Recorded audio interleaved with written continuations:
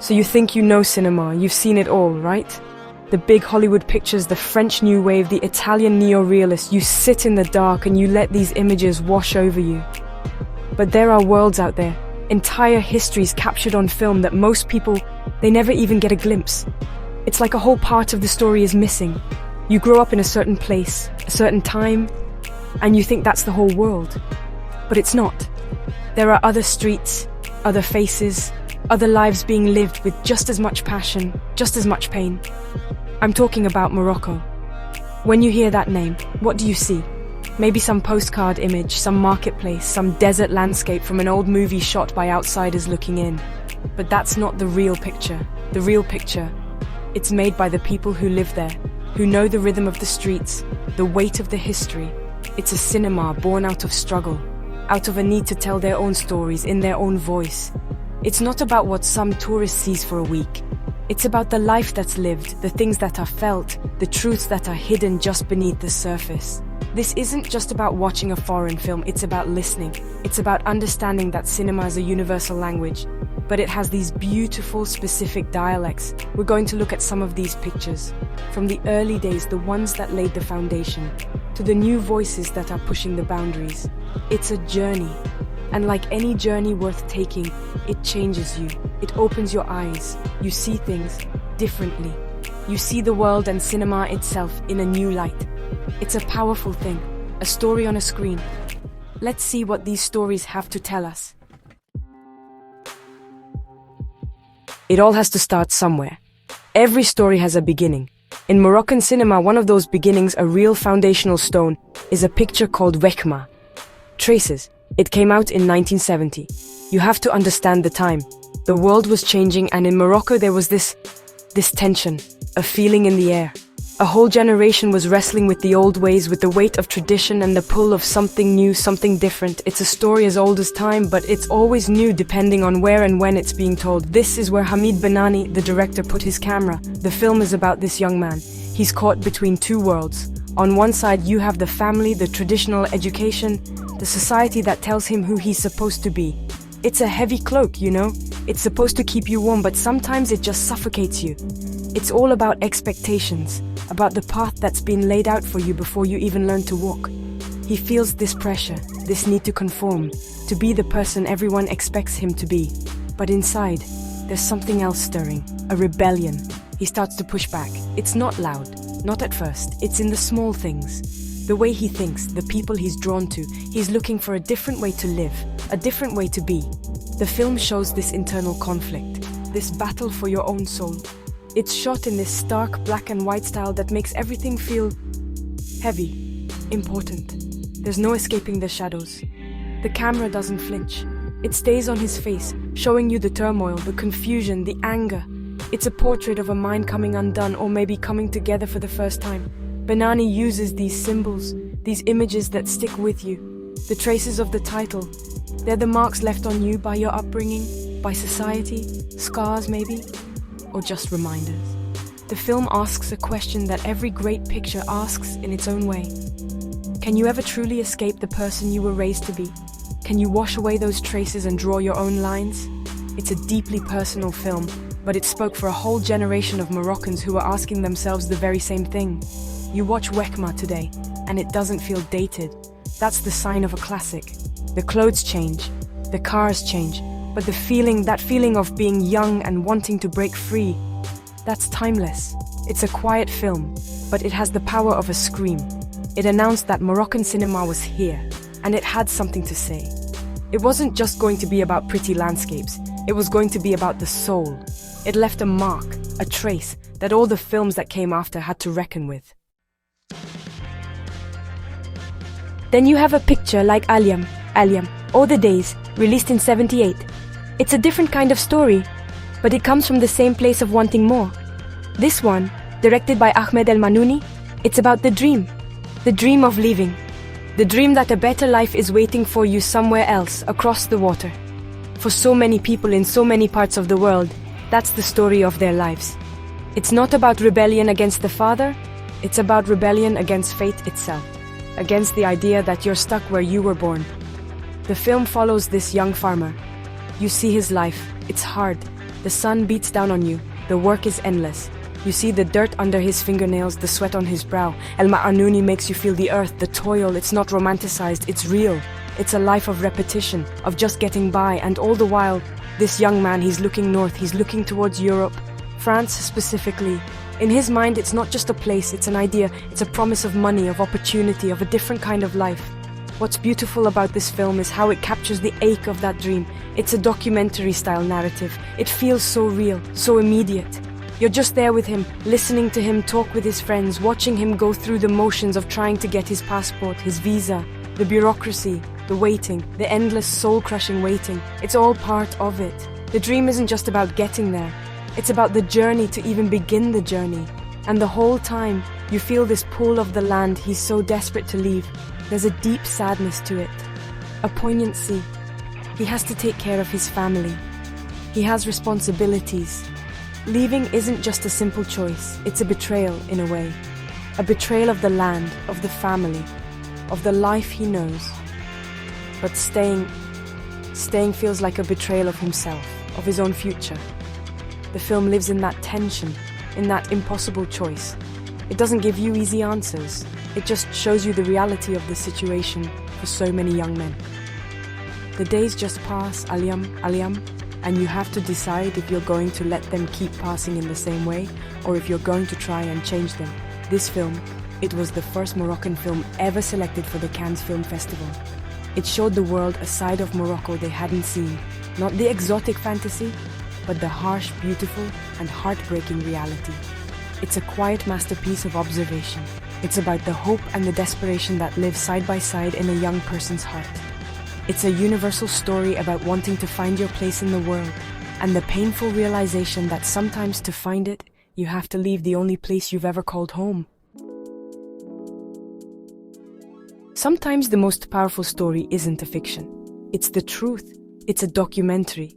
And if you want to understand the soul of Morocco in the 70s and 80s, you have to understand the music of Nas El Ghiwane. And to understand them, you watch Trances. This is another one from Ahmed El Manouni, the same guy who did Aliam. But this is a different kind of energy. It's electric. It's a bolt of lightning. It's the voice of a generation captured on film. I was so taken with this picture. Years later, I got involved with restoring it through the World Cinema Project. You watch it and you see why. It's not just a concert film, it's more than that. It's about where the music comes from. Nas El Ghiwane. They were called the Rolling Stones of Africa, but that doesn't even do it justice. They were more like poets, prophets. They took these old Moroccan musical traditions, the spiritual stuff, the street stuff, and they plugged it into an amplifier. They gave it a new voice, a raw, urgent voice that spoke directly to the youth. The film cuts between these incredible hypnotic live performances and conversations with the band members. You see them in the packed stadiums with thousands of people singing along, in a trance, a state of ecstasy. The energy is just unbelievable. It pours off the screen. You feel like you're right there in the crowd, getting swept up in it. The music is about everything. It's about poverty, injustice, politics, love, God. It's the blues, it's folk, it's rock and roll, but it's completely uniquely Moroccan. Then El Manouni takes you off the stage. You see the band members walking through the streets of Casablanca, talking about their lives, about their philosophy, about where the songs come from. They talk about being the voice of the voiceless. The film connects the music directly to the lives of the people. It's not entertainment, it's a necessity, it's like breathing. For the kids who felt unheard, who felt frustrated by the system, this music was their newspaper, their political party, their prayer. Trances is a perfect title. The film itself puts you in a trance. The rhythm of the editing, the power of the music, the charisma of these artists, it all comes together to create something more than a documentary. It's an experience. It's a portal into a specific time and place. But the feeling it gives you is universal. It's about the power of art to unite people, to give them hope, to let them scream out what they're feeling inside. It's one of the great music documentaries, period. It's pure cinema. Then there are the stories that have to be told, the ones that are hard to watch, but you have to. You can't look away. Nabil Ayouch is a director who doesn't look away. In 2000, he made a picture called Ali Zawa, Prince of the Streets. And it hits you like a punch to the gut. It's about the street kids of Casablanca, the ones nobody wants to see. The glue-sniffing kids who live in the port, who have formed their own gangs. their own families, because the real world has thrown them away. The film starts with the death of one of these kids, Ali Zawa. He's the leader of a small group of friends. He had a dream. He wanted to be a sailor and sail away to a fantasy island with 2 sons. It's a child's dream. A beautiful, impossible dream. And when he's killed in a fight with a rival gang, his friends, they refuse to let him be buried like a nobody, in a pauper's grave. They decide that their friend, their prince, deserves a proper funeral. A funeral fit for a king. So these 3 little kids, Quita, Omar and Bubka, they embark on a mission. They have to find the money. They have to navigate the dangerous world of the Casablanca underworld, all to honor their fallen friend. The film follows them on this journey, and Ayush films it with this incredible mix of harsh realism and magical, dreamlike fantasy. You see the brutality of their lives, the violence, the poverty, the addiction. It's unflinching. It's devastating to watch these children live like this. But then, you see the world through their eyes, through the haze of the glue they sniff. Ali's dream of the island comes to life in these beautiful animated sequences. It's their escape. It's the art they create in their own minds to survive the ugliness around them. This blend of styles is what makes the film so powerful. It doesn't just show you their suffering, it shows you their humanity, their imagination, their loyalty to each other. They're not just victims. They are resourceful, they are resilient, they are friends. Ali Zawa is a tough picture. It's a tragedy, but it's also a deeply compassionate and beautiful film. Ayush worked with actual street kids, and you feel that authenticity in every frame. It's not poverty tourism. It's a film that gives a voice and a face to children who are invisible. It forces you to see them, to acknowledge their existence. It's a powerful, powerful piece of work that says that even in the darkest corners of the world, dreams matter, and friendship is a kind of grace. A truly unforgettable film. Every country has its fault lines, the places where tradition and modernity clash. In 2005, a director named Leila Marachi made a film that jumped right on one of those fault lines and caused an earthquake. The film was Meroc. And it was about a world most people, even in Morocco, didn't see. It's set in Casablanca, during the last year of high school, right before the baccalaureate exams. But this isn't the Casablanca of the slums, this is the other side, the rich kids, the elite. The story centers on a young woman, Rita. She's 17. She comes from a wealthy, liberal Muslim family. She drives a nice car, goes to parties, listens to rock music. Her and her friends, they live in this bubble of privilege. They're kind of insulated from the pressures that most other Moroccan kids face. They have a freedom that's bought by money. And in this bubble, Rita falls in love. She falls in love with a Jewish boy, Yuri. And that's where the trouble starts. The film is not shy. It explores this relationship with an honesty that was shocking for some. It's about first love, about that teenage intensity where nothing else in the world matters. But it's also about what happens when that love bumps up against the unwritten rules of society. Her brother, who has recently become more devoutly religious, he's horrified. Her family, who thought they were so modern, so open-minded, they suddenly find their limit. The romance forces everyone to confront their own beliefs, their own prejudices. Leila Marachi directs it with this slick, glossy style. It looks like a Hollywood teen movie in some ways. The music is loud, the parties are wild, the emotions are big. But underneath that surface, it's asking some very serious questions about identity in modern Morocco. What does it mean to be Moroccan? What does it mean to be Muslim or Jewish? Can you be modern and still be faithful? Can love cross those lines? The film doesn't pretend to have the answers. It just shows you the messiness of it all. Meroc was hugely controversial when it came out. People argued about it. Some people loved it for its boldness, for showing a side of Morocco that was real, but rarely depicted. Others hated it. They thought it was a betrayal of traditional values. But that's what a good film does sometimes. It gets people talking. It starts a conversation. It was a brave film, especially for a first-time director.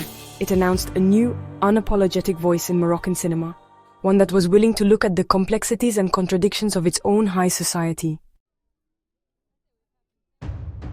Casablanca, the name itself is a movie. It means the White House. It brings to mind romance, Bogart, and Bergman.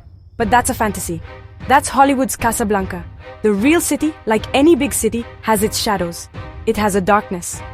In 2008, Noor Eddin Lakmari made a film that dove headfirst into that darkness. He called it Casa Negra, The Black House. It's a Moroccan film noir, and honestly it's as gritty and as tough as they come. The film is about two friends, Karim and Adil. They're just a couple of guys from the working class, trying to get by, trying to make a quick buck. They have dreams, but they're small, desperate dreams. Karim wants to emigrate to Sweden. He's obsessed with it. Adil, he's just looking for respect, for a little bit of power. They run small-time scams, they get into trouble. They drift through the city's underbelly, a world of smoky bars, shady deals, and casual violence. It's a life lived on the edge, always one wrong move away from disaster. Lakmari shoots the city in a way you haven't seen before. It's not the sunny, tourist-friendly Casablanca. This is a city of rain-slicked streets, of neon lights reflecting in puddles, of dark alleyways and cramped apartments. It's alive, but it's menacing. The city itself is a character in the film, and it's not a friendly one. It's a place that can chew you up and spit you out. The black and white cinematography is beautiful, but it's a harsh beauty. It emphasizes the grime, the despair, the language in the film, the dialogue. It was another thing that made a big impact. They speak in Daria, the Moroccan Arabic street slang. It's raw, it's profane, it's authentic. It sounds like the way people really talk. This wasn't the formal, literary Arabic you'd hear in older films. This was the language of the street, and it gave the film an incredible energy and realism. You felt like you were right there with these two guys, listening in on their conversations, feeling their frustration and their dark humor. Casa Negra is a story about friendship and betrayal, about the choices you make when you have no good options. It's about what happens when desperation pushes you too far. It's a bleak film, no doubt about it. But it's also stylish, it's compelling, and it's incredibly well made. It showed a maturity and a confidence in Moroccan filmmaking. It was a statement that Moroccan directors could take a genre like film noir and make it their own, using it to explore the dark side of their own society with a sharp, critical eye. A tough, brilliant picture. This is a hard one, a very hard one. Sometimes you have to look at the thing that scares you the most. You have to try and understand it, even when you don't want to. Nabil Ayouch, the director of He's Not Afraid to Do That. In 2012, he made a film called. It's based on a novel, and it's about the 2003 Casablanca bombings. But it's not about the event itself. It's about the years leading up to it. It's about the boys who became the bombers. The film asks the most difficult question of all. How does this happen? How does a young boy, a kid from the slums, turn into a terrorist?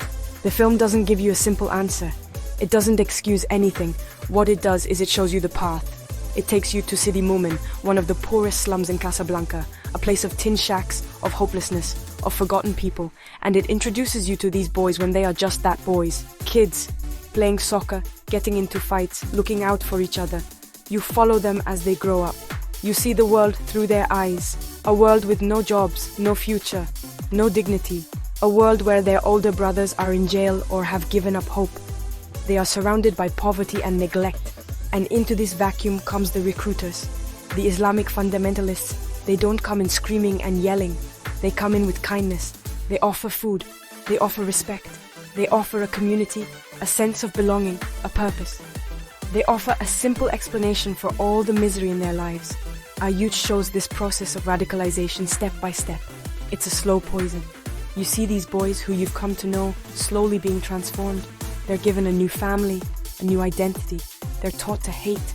They're taught that their miserable life has a grand, divine purpose, and that purpose is martyrdom. The film is devastating because it makes you understand on a human level how someone could fall into this trap.